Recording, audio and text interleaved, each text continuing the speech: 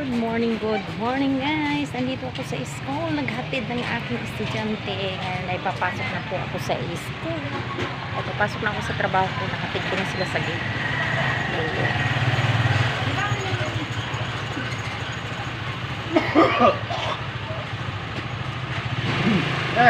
Ba't nag-vlog ko? Ano nangyari? Alis na po ako. Papasok na po ako sa aking trabaho. Nakahatid ko na yung aking estudyante. Yan. Ito yung buhay nanay. Full-time mom. Kailangan talaga natin. Naman po pwedeng kita magtrabaho. Kulang na kulang yung budget. Lalo na yung kay mga mahamahalin ang mga bilihin. Wala. Hindi tayo kakayod. Wala nga. Malmal ang bilihin ngayon.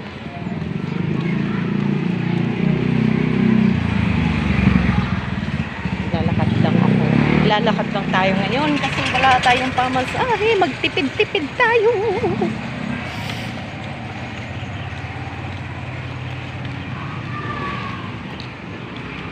Hi, mother. Kamaingay.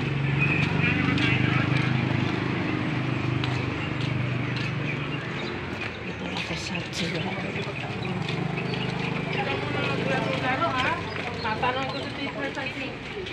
No. Dami dumadaan.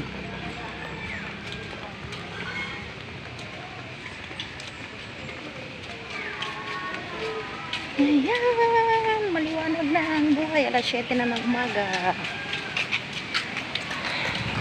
Maliwanag dito guys. Dito ako sa tulay ng Calendula.